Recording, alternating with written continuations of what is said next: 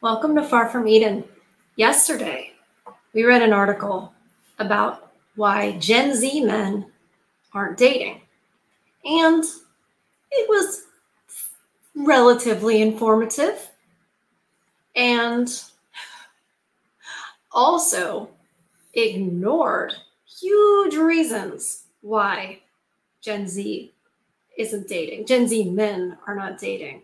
And I'm so glad I heard back from so many of you guys in the comments. It was great. I asked you, please tell me what your all's experience is, because as you know, we don't know if what they're saying in the media is true or not true. In fact, I err on the side of, corporate media is just telling us what they want us to think is real.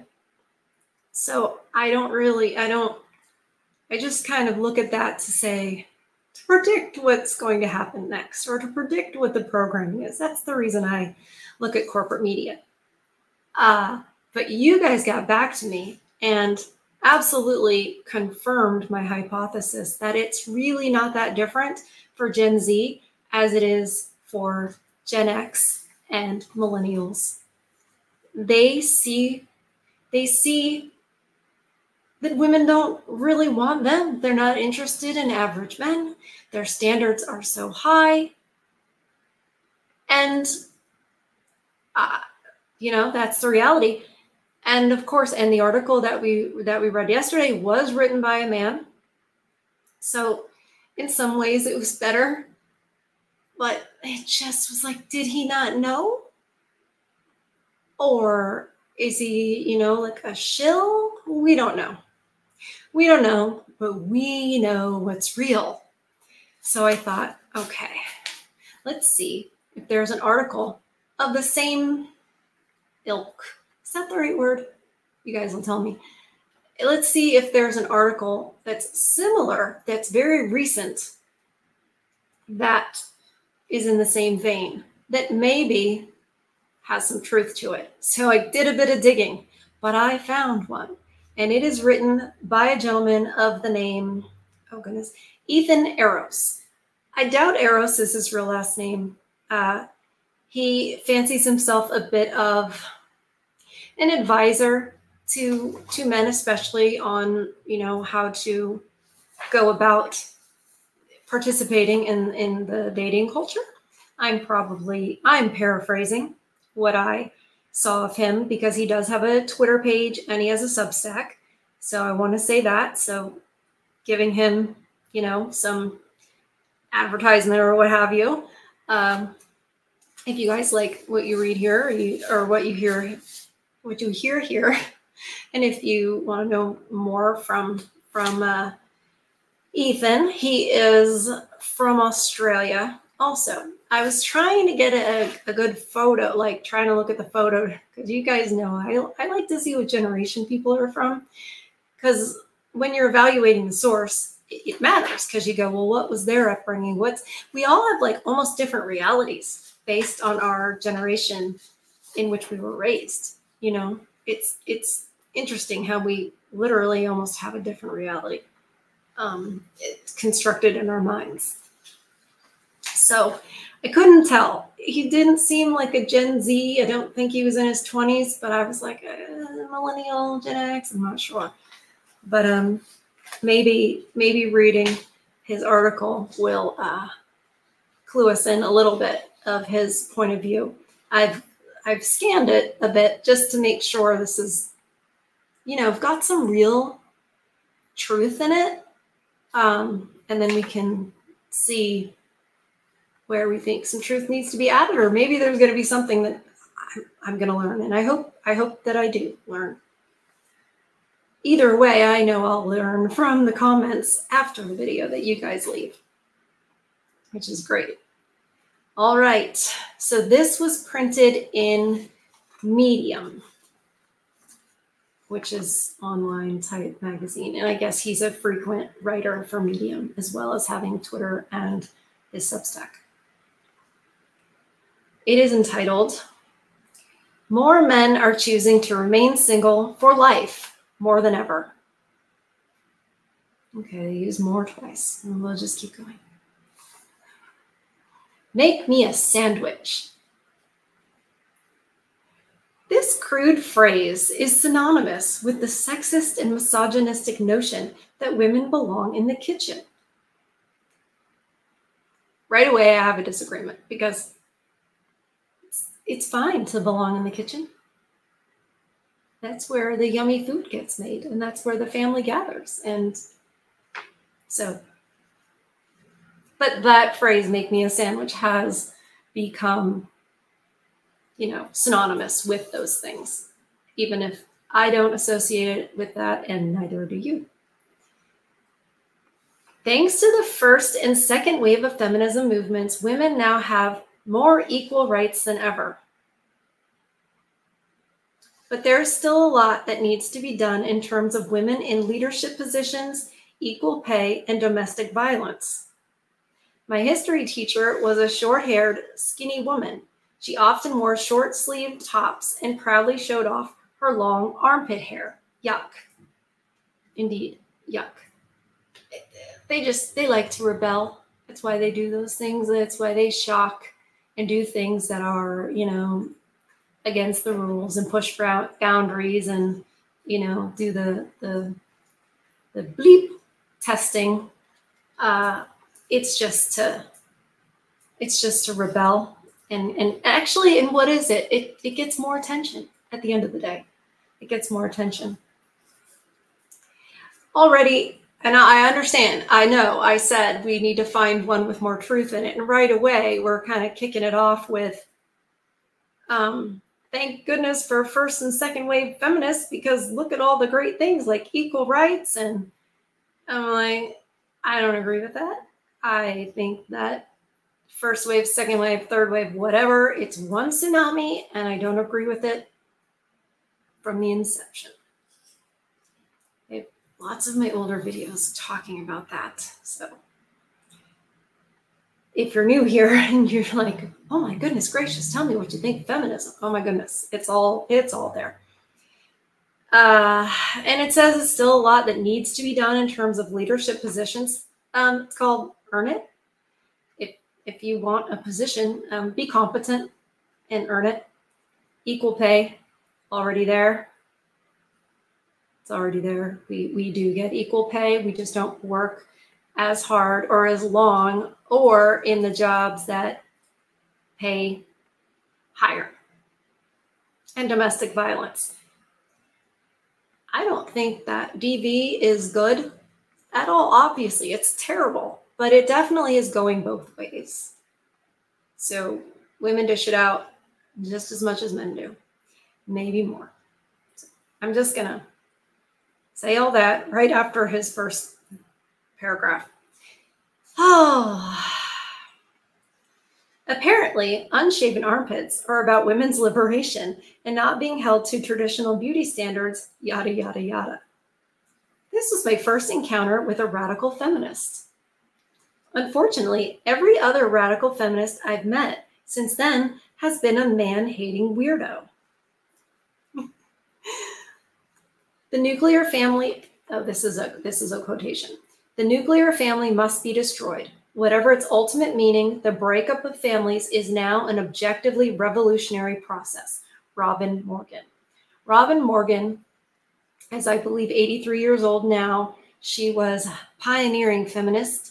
She is credited with the phrase her story instead of history, right? She did that. She coined that. So when he quoted Robin Morgan, I thought, okay, well, I'm going to educate myself. And oh, she's a gem. She's a gem. Our women are often sold lies by celebrities like Taylor Swift, who have armies of young women at their disposal to brainwash. Women are not desirable anymore, and that's a shame. Men would rather be single and enjoy their freedom rather than get married. It's just not worth it. Modern women are more aggressive. They have lost their soft touch, the nurturing qualities that distinguish them from men. They have been consistently told to act like men through the media and powerful radical feminist interest groups. to be more masculine so that they can climb the career ladder faster. Absolutely. That is absolutely what we've been told, not even like told to be. It's the propaganda and everything. It's this boss babe stuff. You know, it's these leadership skills, and we just come off as bossy and assertive. We come off as witchy, because I think many women don't really understand what it means to be a leader, and end up being more like little tyrants. And at the end of the day, if you want to be like that, fine. But there are consequences to, you know, being a certain way. You might not have men interested in you. You might not, well, I would say you might not get hired, but you will get hired because DEI. So that's fine. Oh, Lord. And we've lost our soft touch and nurturing qualities, because when you talk about motherhood and all of the things that go with traditional motherhood as oppression, well, you're going to get women where they're not going to behave in those ways anymore. We're that, clearly, that's acceptable. So we start, I guess, shedding the soft, nurturing, gentle qualities, especially, you know, towards a man. How many times have you heard, well, I don't want to be his mother. He needs a mommy. Well, you know, humans need things. And one of the things that a husband should get from his wife, in my opinion, is softness, nurturing, and care like that. And yeah, it can resemble a mother's love. And what's wrong with that? What is wrong with that? It's so what if the wife receives love from her husband and there are things that echo a father's love? Leadership, guidance, protection, provision. It makes sense. But we women have, you know, become like, so many of us have become like second-rate men because we're trying to compete with them. And it's, of course, it makes us more masculine. The smart ones leave this masculine persona at work. When they come home, they activate their sensual and soft side.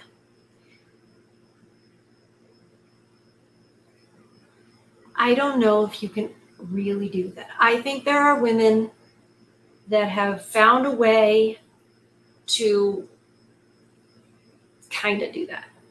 But at the end of the day, if she's working outside the home in a big, powerful career or whatever, and she comes home and she activates, you know, her femininity, then it's just an act.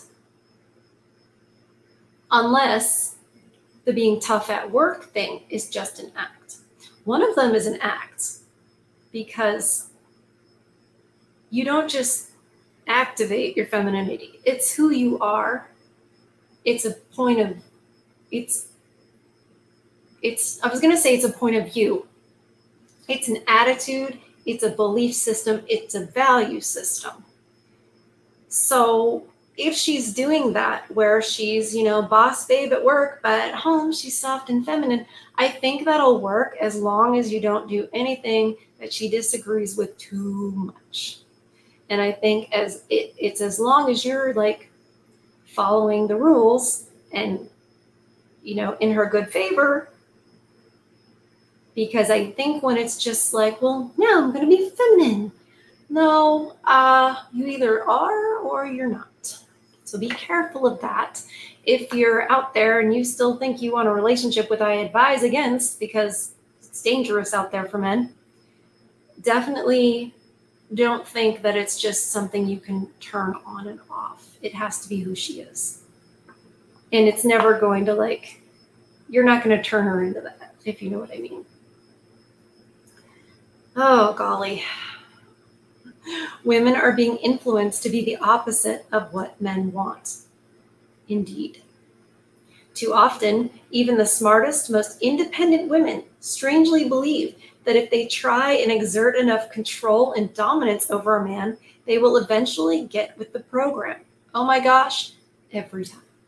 Women think that they can browbeat a man in one way or another to conform to what they want. And what they're, well, I don't know if they're learning it yet, but what they will learn in short order is that the men are like, see you, I'm out of here, because they don't have to. Men don't have to. They don't have to play that game. Instead, the opposite happens. Men rebel and withdraw emotionally. Here's the truth. Men are attracted to feminine energy. Femininity is power. It makes a man feel masculine. Men don't want women that are carbon copies of themselves. It's so funny because women get offended when men say, well, that's not really what I want. They're like, oh, how dare you? How dare you have a preference when she has, 4,700? Why are we constantly telling women that they are the same as men when we are biologically different? This is not the same. This is not the same as fighting for equal rights. Yeah, it's right. No, but it's interesting. It's like, we're fighting for equal rights. And it's like, no, you're fighting to be the same. And that's not the same thing. Plus, women have more rights. So we don't get drafted. And we have the right to end our offspring, and the father has no say. Where are the rights that men have that women don't? There are none. Okay, we've got another quote from Robin Morgan. I want to prepare you before I just blurt it out. I got to prepare myself before I blurt it out. We can't destroy the inequities between men and women until we destroy marriage. Look, it's not a secret what they are doing, what the overlords are doing. They want to end families. And you do that by ending marriages. And then the state raises the kids, and men are disenfranchised, and the state becomes more powerful. Men no longer recognize their disempowerment. They are miserable, deflated. All a man wants is to come home from a long day at work, have a wife and kids who are happy to see him, and have a delicious dinner cooking in the kitchen. As simple as it sounds, that's all we want. But honestly, if you say that, that's actually a sexist and misogynist thing to say. That's what they would like. They're not forcing anyone to do it. It's okay to want that. The thing that women need to realize is men want that, but they want the woman to want to give that. They want the woman to want to. They don't want it against her will or where she's miserable doing it. It's not what they want. Because if they wanted to have it by force, they could do that, but they don't want it that way. He says, my wife does all the cooking because I'm terrible at it, but I do some chores in the house as she works full time. If she did everything, she'd burn out and it wouldn't be fair. Okay, so they've got a setup unlike what I think is ideal. I do understand in this day and age with the cost of living and how women are in the workforce at large, that doubles the workforce, double the taxes for the overlords. And you're kind of in a situation where she may need to work, right? So I get it. There then becomes, a trickier role. It becomes trickier to have set roles. It can be done. but it's trickier. All my grandfather ever did, rest his soul, was lift his feet so that my grandmother could vacuum underneath him. It wasn't his fault. That's how life was back then. What do you mean it wasn't his fault? And that's all he ever did. I'm pretty sure he did all the work outside the home. He might have built the house y'all lived in. So that is not okay to say about your grandfather, Sir Ethan. And if he were to ever see this, I'd be happy to have him on the channel. If you would ever consider that, little old me. If I could ever get my health consistent to keep an appointment, that'd be great. My wife does the bulk of household chores. She does not find it demeaning. She cares for her home. She sees it as an act of service, a responsibility, a duty. That is so important. That's the attitude of it. But the radical feminist wants you to believe that this is not noble, that it's not virtuous.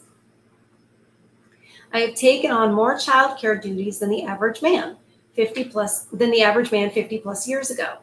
I love looking after my son and reading him bedtime stories every night because it gives me great joy. I think it's good for men to do that. You know, back before all this industrialization and careers and men going off to work, the family worked, you know, in the home. The family, you know, worked together. And it was great. They, you know, the sons learned what dad was doing and helped, you know, plant the food. They had chickens and vegetables and they canned and they survived. And my camera's driving me crazy. I just noticed, like, oh, I'm so low here. Oops, I'm sorry, guys. I'm probably off to the side too. Oh, well, one day I'll do a stream where I don't mess up somebody's name or my camera's not tilted or I don't forget a word. Well, actually, I probably won't. So thank you for being here and understanding. If you're new here, I have multiple sclerosis. And although it is not who I am, if you're getting to know me, sometimes it helps if you like, oh, that explains some of the weirdness and why she's living under a rock and doesn't know all these, you know, things that go on in the world. It's like I've been sheltered. Okay. I'm closer to him because of the countless diapers I changed when he was a baby. But no matter what I do, he always gravitates towards his mother. She's the natural caregiver. Also, sir, it's because he's young. If he's very young, that's what's going to happen. When he gets to be 5, 6, that's when it's time for dad to start saying, all right, let's go and do this. Let's go and do that. So he can look at dad and be like, I want to be like dad when I grow up. It's not natural for dad to go off to work, mom to work in the home by herself and take care of the kids. Like there were cousins, there were sisters, there was family.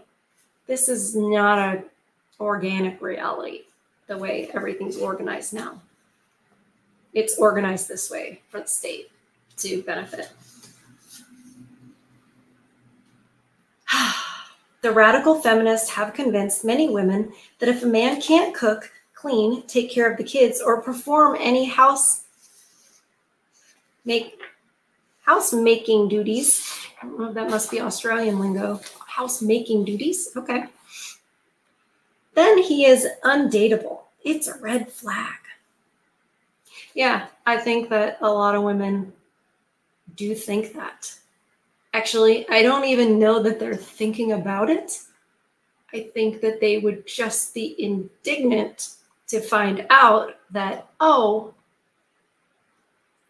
he's not going to do any of that. People don't talk about roles and stuff like that before they jump in. They just assume the other person thinks like they do, or will get on board, or will change to think like they do. Like people aren't figuring out the person they're getting involved with, values, and how they came to those values. Where are all the good men? This question often gets asked by single women surprised by the lack of depth in the dating pool. I've had countless conversations with eligible bachelors who are fed up with the modern woman. Men can no longer expect to be taken care of in the home. No, they can't expect that. In fact, if they even breathe a word that they do expect it, well, then they're just terrible, terrible, evil, abusive people. It's like no one's forcing you to, ladies. You can take it or leave it. This is the deal. There are now more beta men than ever. And then we complain that men are not being men nowadays. All right. Men are now hanging out in dark corners of the internet to express themselves about the modern dating world and the rise of radical feminists. That's where we are right now. Shh. They are afraid. Why? They are too scared to compliment women on their appearance in case they get done for sexual harassment.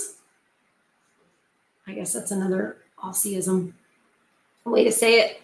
Yeah, of course. And worse than that, worse than harassment. Goodness gracious. You know, women will just embellish that right to a grape charge. They are too scared to commit to a legal union, such as marriage, because the court systems are heavily favored against them, and they stand to lose everything in a divorce. Yes, absolutely. Absolutely. Final thoughts. Let's continue fighting for equal rights. Sorry, I did not. Like I said, did not read it. Sometimes we want to have like the experience together. So let's experience this. Why he just talked about there were more beta men than ever. And then it looks like he's about to make a beta move right now.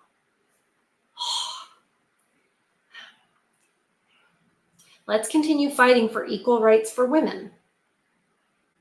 We're there. But it shouldn't be at the expense of upsetting nature's yin and yang balance. Don't tell women to be the opposite of what makes them attractive to men. If you're a woman, unless you aspire to be single and childless your entire life, don't follow the radical feminists. Yeah, it's not like it's just the radical feminists, though. Come on. Do you think, sir, that I think he wrote this in such a way to sort of try to say the truth, but then put enough mainstream fluff, like keep fighting for, you know, equal rights, and I do a lot of chores in the house, you know,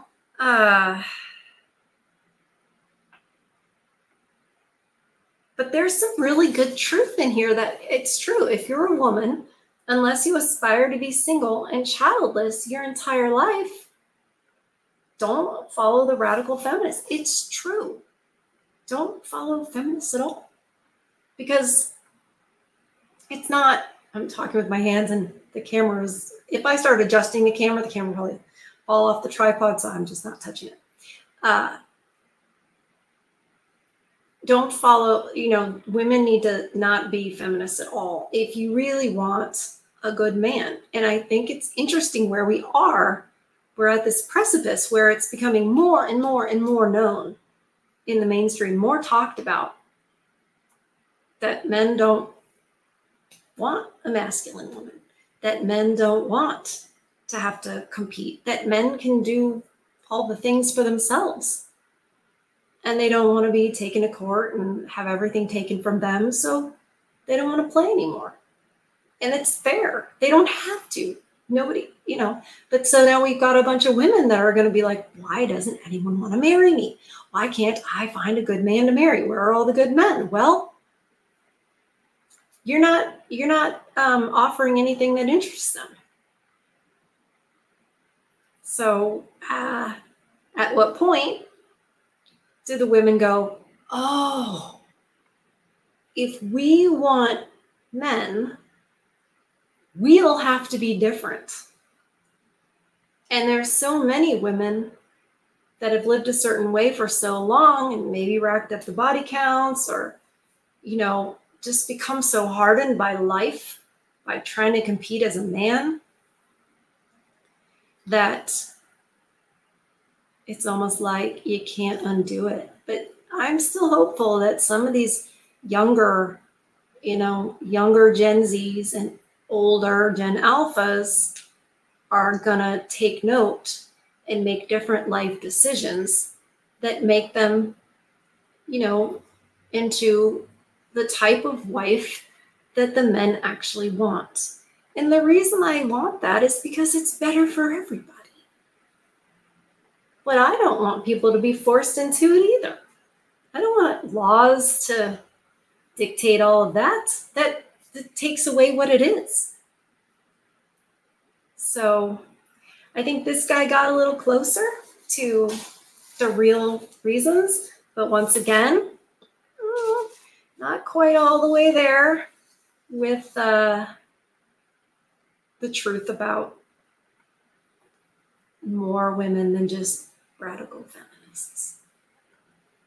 And, you know, it was like an outline, because it was like, oh yeah, and the court system will take everything you have. And you're like, wait, what? Because that's huge. That's all you need to know.